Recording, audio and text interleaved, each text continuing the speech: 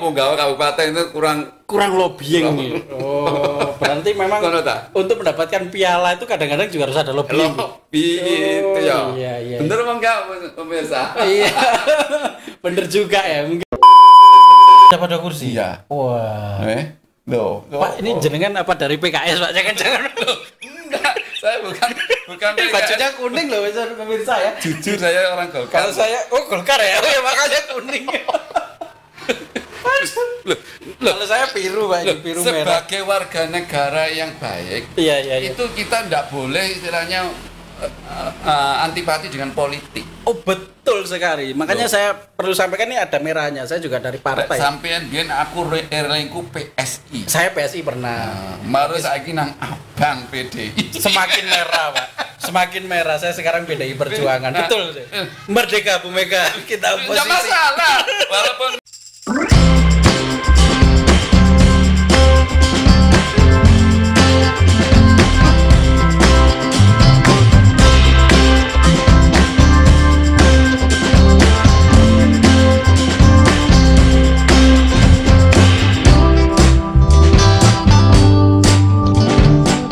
Halo, assalamualaikum warahmatullahi wabarakatuh. Apa kabar?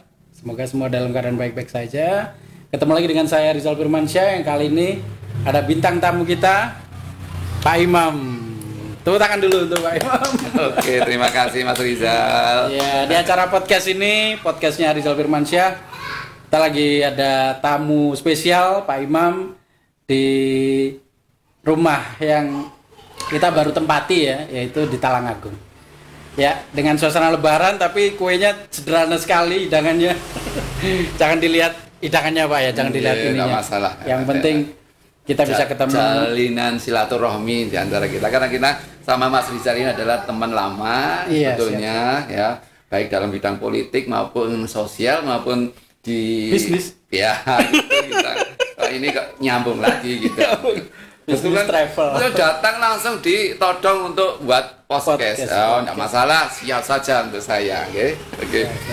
Mas Rizal, ini monggo. Makna daripada lebaran itu apa sekarang ini? Oh ya, makna lebaran itu lebar, Pak. Lebar ya.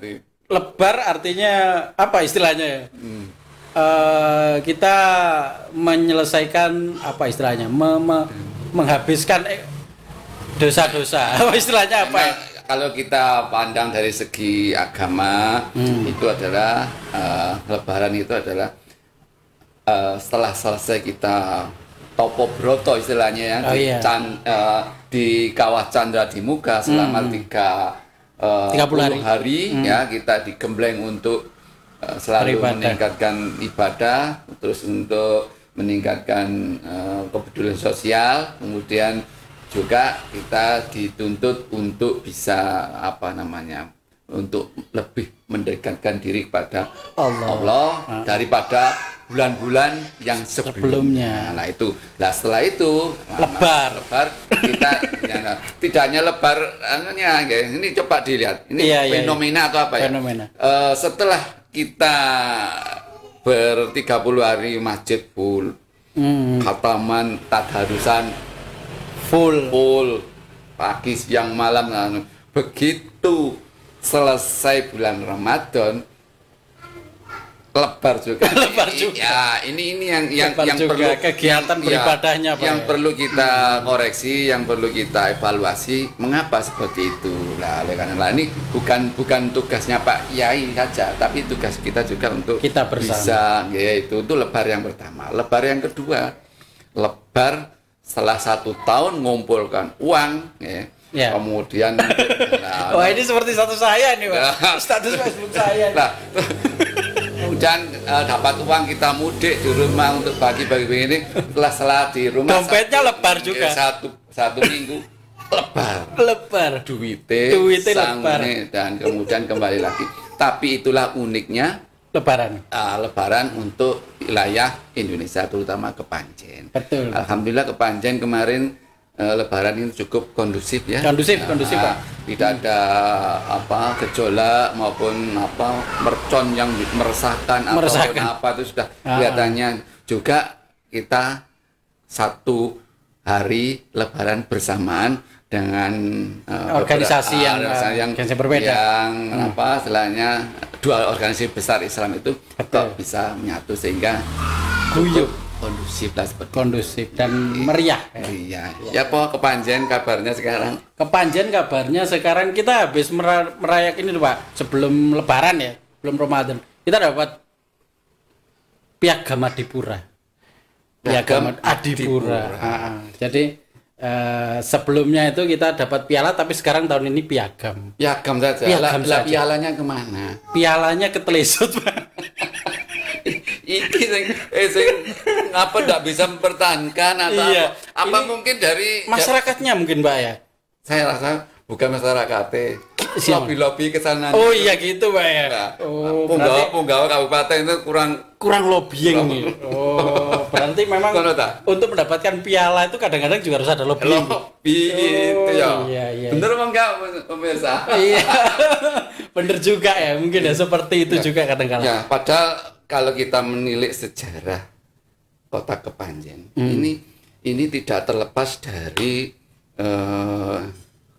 salah satu kerajaan besar yang ada di Indonesia, Jawa Tengah khususnya, itu Mataram Islam. Mataram Islam. Ya, Kepanjen ini sebetulnya sudah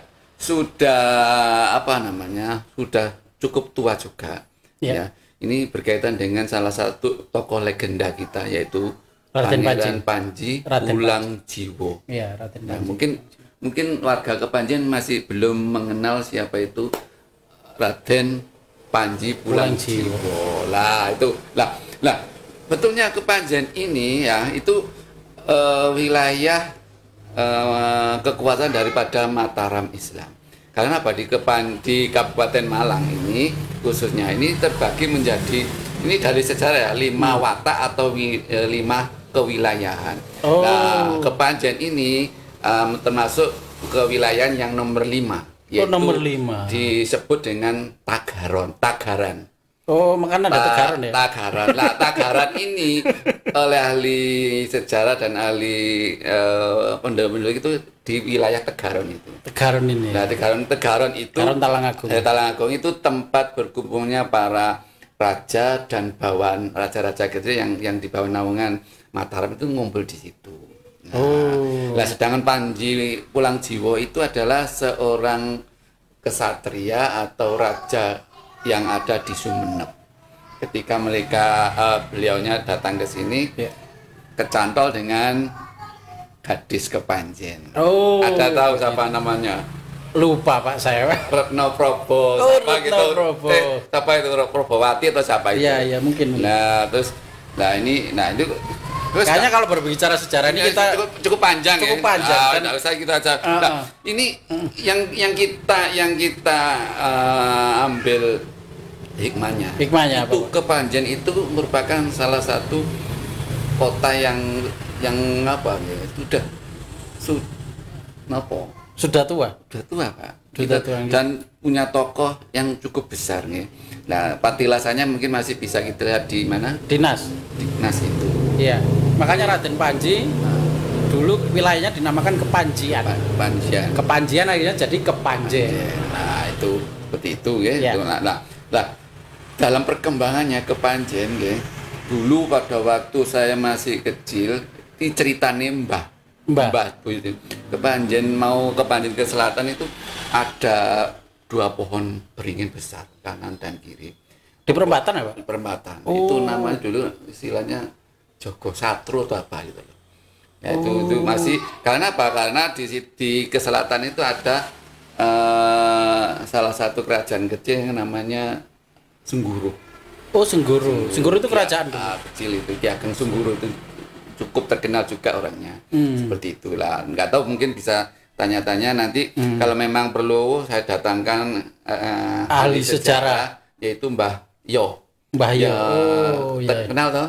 Mbah Yo ya, yang di Supokomulyo itu. Supokomulyo yang sekarang nunggu juru kuncinya makam di Krapia itu loh. Apa makamnya siapa itu? Mbah sapa iku?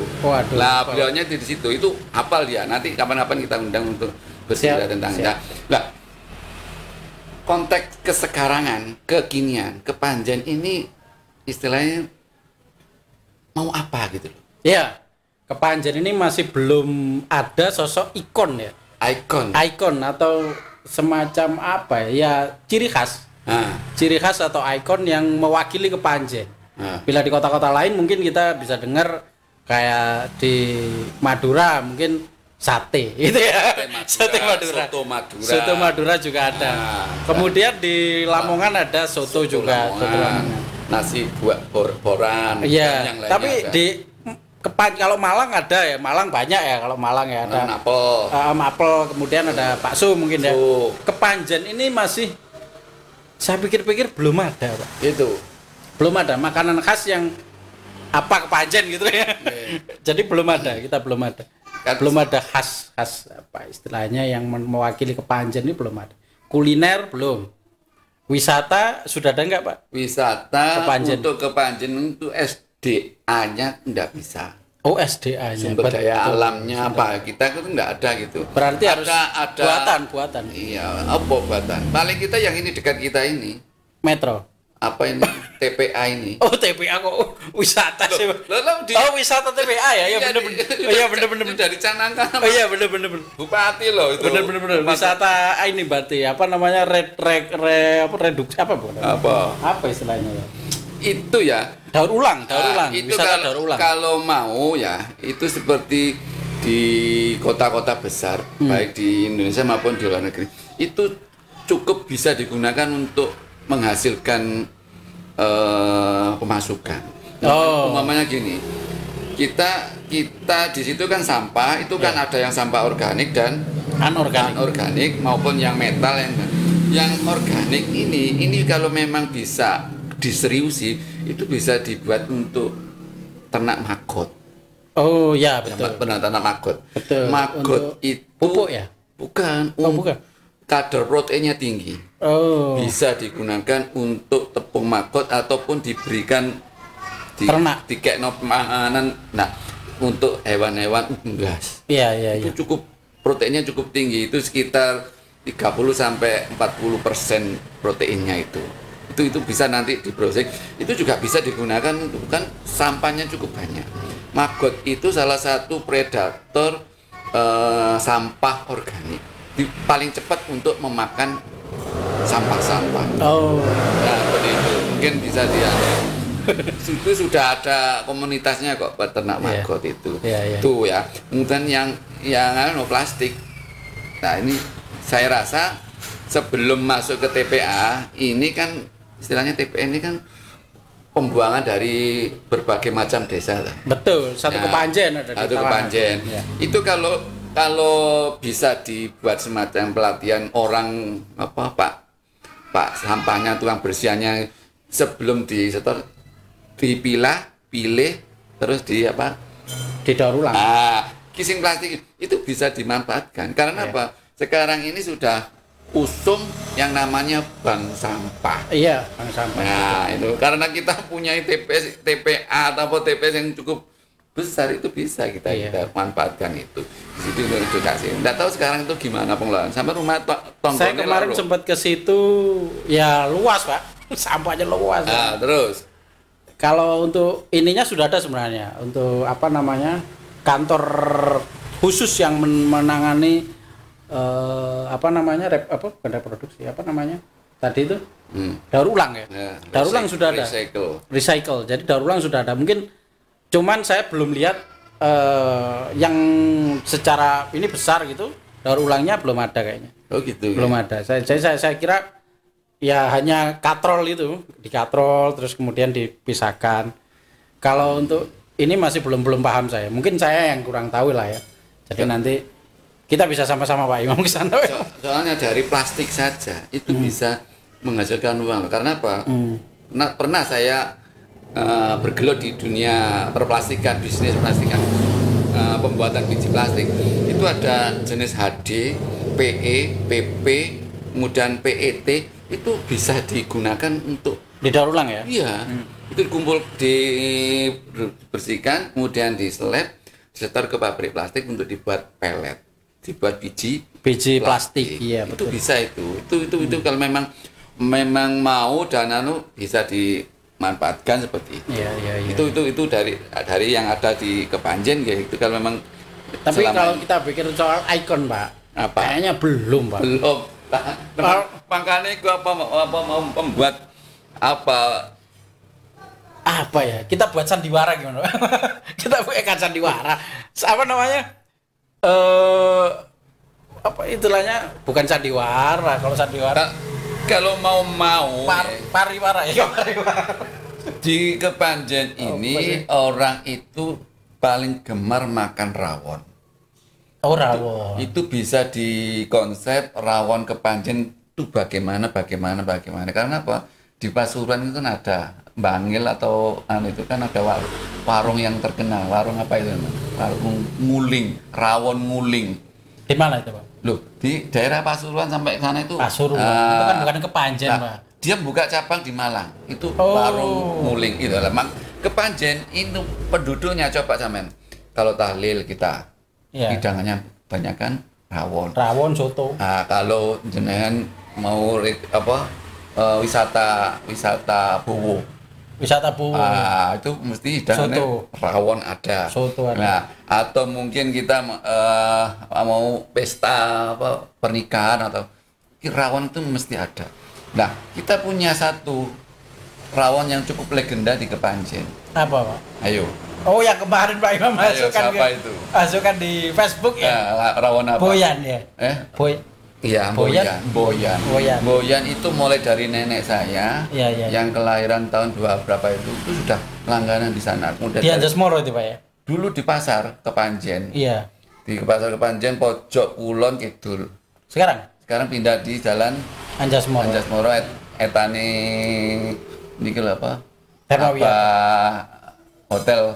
Oh, Santana. Oh iya Anjasmoro ya. Abah Amin. Nah, Abah Amin. Assalamualaikum. Oke, lama saya tidak ke sana kalau tidak latihan tinju. Saya sudah pernah nyoba sasana tinju sana sama tanding sama anak Pacitan. Waduh. Iya, tanding sana. Tinju, Pak? Oh, tinju. Coba lihat di Facebook saya nanti itu. Berat ini. Itu rawon itu kalau memang dikemas bisa itu. Ya apa caranya? Apa membuat festival rawon? Kita bikin sayembara, Pak. Maksud saya tadi. Boleh. Sayembara yang kira-kira nanti pemenangnya adalah ikon. Gitu. Berarti harus mendatangkan juri yang kelas. Nah, terus yang sampai mau buat sayembara bukan masakannya dalam bidang apa? Iya, betul. Gitu. Betul. Kalau mau membuat ikonnya tentang bangunan, kita juga nggak punya. Betul. Tapi kita punya dulu itu di Kawedanan itu. Oh iya, Kawedanan pentas itu ya. Terus Kawedanan pentas. Terus belakangnya dulu itu SMP 2. Itu bangunan yang masih lama itu. SMP 2 sekarang jadi toko bangunan. Itu bangunan itu udah lama sekali peninggalan zaman kuno itu. Itu yang masih tersisa itu. Sendine. Kalau wisata sejarah, Pak, enggak ada, Pak. Iya. Sudah tereduksi dengan bangunan baru gitu, Pak. Terus dari kesenian juga kita enggak ada moncer. Iya. Apa? Tari topengan itu bukan Kepanjen loh, malah pakai saji. Betul. Itu sampai pabrik dan membuat topengnya ada itu. Ada. Nah, bantengan, Pak. Bantengan itu kan baru-baru ini ya, bener. Yang sekarang lagi trennya kan berot. Nah, ngobrol apa sih iki? Iya. Ngobrol kan ikon Kepanjen. Nah, jadi ya mungkin kita sedang mencari ikon Kepanjen. Dari obrolan ini bisa memancing teman-teman di medsos khususnya Kepanjen atau Aka in Love atau apa silakan monggo kita bisa sharing lah apa seperti itu. Dari kuliner itu, kalau memang kuliner itu rawon itu gitu yang bisa kita ungkap, kita blow up gitu. Adanya apa? Itu dari kuliner. Kalau dari wisata wisata alam juga belum ada. Ada Sumber Maron itu miliknya Pagelaran, betul. Apa? Senggoro, Pak. Senggoro itu sampahnya, Mas, plastiknya. Oh. Sampai kalau ada pengeringan penjegol bendungan itu. Sampahnya banyak. Plastik tok isinya. Waduh. Itu sudah itu. Nah, itu belum lagi kalau waktu pengeruan kan tiap tahun ada pengeruan itu. Sampah. Itu sampah. Pernah saya beli tanah untuk usaha tanaman hias. Iya. Itu kirim satu apa jenisnya dump truck itu isinya plastik tok, masya Allah. Itu sampai plastiknya sampah tanah bianu imbang wadah iki aku nih. Nah, seperti itu. Kenapa coba ada lagi? Tidak ada kita banyak. Ya. Ada sumber dilem itu. Oh iya, dilem Pak, baru dilem. lembah dilem baru ya itu. Tapi udah rusak kemarin kita lihat. Oh. Kolam renangnya. Walah. Terus mana ada lagi lah. Di pesantren ada itu. Pesona Jati Santren, tapi tidak tahu itu tidak jalan lagi karena dukungan masyarakat dan pengelolanya masih belum sinkron. Ya. Itu hutan jati yang mau dibuat wisata. Itu juga tidak bisa. Tetap mana? Nah, itu yang di Kedung. Kedung apa itu? Apa Pangku Loro Pangkon, Loro Pangkon. Itu Loro Pangkon. Loro Pangkon itu lah Pak. Itu rencananya Kartolo, Pak. Itu mau dibuat wisata kemarin. Itu sudah gagal lagi. Oh iya. Gagal. Terus mana ada gitu. Kita buat ada satu Kanjuruhan, tapi ya gitu. Kemarin sudah rencana mau buat drag race internasional itu. Iya. Nah. Gimana itu, Pak? Jadi ya? Loh, dibuat. lah sampean yang sebagai saya belum meliput, Pak. Absen pas itu sebelah timur itu rencana mau dibuat itu yang tingkat internasional. Nggak tahu itu apanya sekedar wacana apa akan terrealisasi betul. Apa yang ngenteni dana pilihan apa ngenteni pilihan nyinggek dana malah yo. Kita bicara sedikit soal politik, Pak. Monggo. Politik di waktu dekat ini Panjen kondusif loh. Kondusif. Kemarin itu. Kondusif sekali. Kita enggak ada rame-rame walaupun Prabowo menang mutlak ya dari 02 dan 01 dan 03 itu enggak ada gejolak atau apa. Itulah kedewasaan orang-orang Kepanjen. Betul. Mungkin memang bagus Kepanjen itu. Ya. Itu masyarakatnya yang sudah pendidikan politiknya sudah tinggi. Toleransinya juga sudah bagus, kemudian istilahnya apa ya, ndak ada lah rasa untuk calonku sing menang kudu sing ndak ada itu. Jadi mereka sudah melebur menjadi satu. Ndak ada istilahnya polarisasi, Pak. Itu Kepanjen. Nah, ndak tahu untuk yang di Surabaya atau di Jakarta itu kita kenal. Tapi kemarin setelah putusan daripada MK itu waktu pidatonya Pak Prabowo itu dihadiri oleh satu calon Pak Anies sama Pak Muhaimin itu mereka mendengarkan sambutan daripada Pak Prabowo pada waktu itu lah. Dan langsung meluncur ke kantor DPP PKB. Katanya Pak selidik akan ada rekonsiliasi dari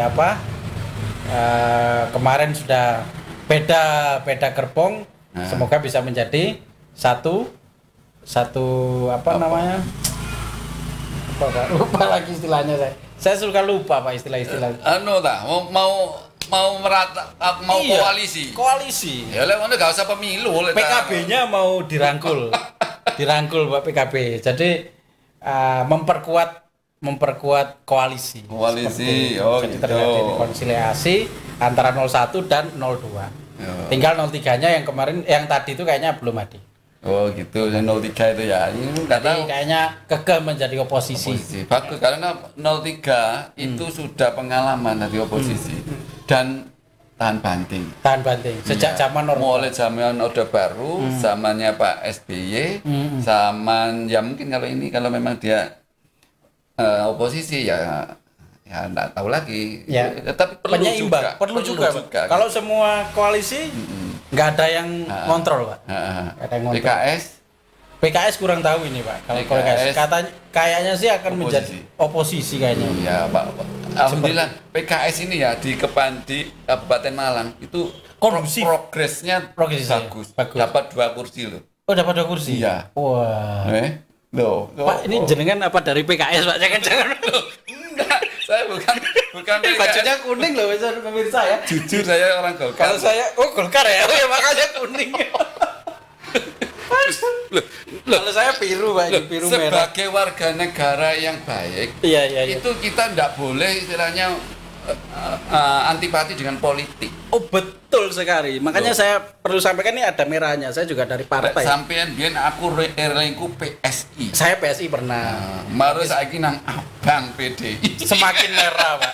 Semakin merah. Saya sekarang PDI Perjuangan. Betul. Merdeka Bu Mega. Kita oposisi. Tidak masalah. Walaupun merah putih kuning itu sama tujuannya. Iya. Tujuannya membangun Indonesia. Iya, mendidik masyarakat itu melek politik. Melek politik, betul. Nah, untuk Golkar, alhamdulillah tetap bertahan dapat 8 kursi. Oh, tahun kemarin 8 kursi tetap di Kabupaten Malang. Nah, untuk yang di kota PKS itu dahsyat loh. Dahsyat berapa? Dapat 7 kursi. Loh ya apa sampai. Makanya kemarin calon dari PKS itu ada yang mau maju ke Pilwali. Nah, Pilwali lah. Berarti termasuk tidak bisa dianggap sepele. Betul. Itu karena apa sekarang saya lihat PKS itu sudah tidak eksklusif lagi, tidak eksklusif. Tidak eksklusif. Iya. Jadi dia sudah masuk ke melebur masuk ke ya pondok pesantren yang basisnya NU, masuk ke itu semuanya direkrutnya. Dirangkul. Itu PKS. Lah itu yang calon wali kota ke Malang itu Pak Heri Dwi Cahyono itu orang PKS jadi bukan independen, dia pengurus NU provinsi kalau tidak salah, itu sebagai komisi pengusaha NU, dia itu kemarin nyalon DPR provinsi enggak. Oh bukan Heri Cahyono, bukan Heri Cahyono itu. HC sama C itu, bukan? Bukan, oh, yang beda. Yang di Turen, kalau sama HC kan dari sana, di Pujon. Iya itu, saya pikir itu. Ini DHC, Dwi Heri Cahyono. Ya. Assalamualaikum Pak Dwi. Insya Allah kita doakan lancar untuk maju di Pilwali ya. Kapan-kapan ada di podcast kami Pak. Siapa tahu bisa menambah wawasan. Beliaunya udah kemarin tuh ya hanya nasihat saja belum beruntung ya. Suaranya juga cukup tinggi dia. Betul. Itu. Malah yang jadi itu malah Pak Pugu. Nah, yang Pak Pugu jadi provinsi. Provinsi. Siap. Yang punya rumah sakit wajah itu. Oke. Nah, siap. Lah PDI apa kabarnya? PDI sekarang ini gimana ya? Maaf bukan namanya PKS sudah ya. PDI tetap menjadi merah Pak. Kita di sini merah dan kita mengusung prinsip nasionalis demokrasi. Jadi demokrasi yang berasaskan nasionalis marhainisme yang didirikan oleh Bapak bangsa, pendiri bangsa. Bung Karno ya, Bung Karno Pak Soekarno. Pak Soekarno itu memang manusia yang langka. Iya, dia sungguh jenius, juga religius. Banyak orang nggak tahu kalau Pak Soekarno itu adalah kadernya Muhammadiyah. Oh iya. Oh, itu memang itu. Nah, itu. Dia punya nomor induk baku Muhammadiyah NIB. Oke, nah seperti itu juga. Ya, makanya founder bangsa Indonesia ini adalah orang-orang yang religius, baik yang dari Islamnya maupun dari yang non Muslimnya. Iya. Nah, banyak sekali itu yang jadi kampus Indonesia itu didirikan oleh tidak hanya umat Islam saja ya. Di situ ada Hindu, Buddha, kemudian Kristen. Betul. Nah, sehingga Piagam Jakarta itu sempat dihapus ya. Yang 9 kata apa itu? Oh iya, jadi 5. Nah, terus akhirnya apa? Menerima Pancasila yang 5 ini untuk jadi ideologi bangsa Indonesia. Tuh, ya. Okay. Nah, itu untuk yang nasional. Internasional. Internasional kayaknya Ini- kita kejauhan Pak kalau bicara Ini internasional. ketil-ketil loh. Betul kita ini. Kalau ini Ketil-ketil, betul. jadi perang, ya Indonesia itu kolab. Waduh. Perang dunia ketiga. Iya, karena apa? Sekarang ini Indonesia itu dolarnya sudah 16.000 tembus. 16.000. Berarti naik 1.000. Hampir sama dengan peristiwa apa itu yang 98. Krisis moneter ya. Nah itu sudah tembus 16.000.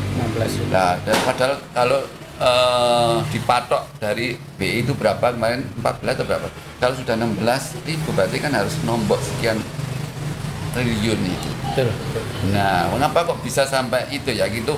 Kaitannya luas sekali ya dengan Perang-perang yang terjadi, perang iya istilahnya Israel Palestina. pelaku ekonomi di dunia itu kan Indonesia, Amerika, Cina, Rusia, sama Eropa itu mereka saling berkompetisi gitu. Oke, Pak, kayaknya kita cukup di sini dulu. Udah mau maghrib ya. Maghrib ini Pak, sudah siap-siap kayaknya di sebelah. Oke, terima kasih buat semuanya aja. Kita lanjutkan pembicaraan kita di kesempatan kali ini di lain waktu. Saya Rizal Firmansyah dan Imam Syafi'i. ya pamit dulu diri. Wassalamualaikum warahmatullahi wabarakatuh. Waalaikumsalam warahmatullahi wabarakatuh. Pas.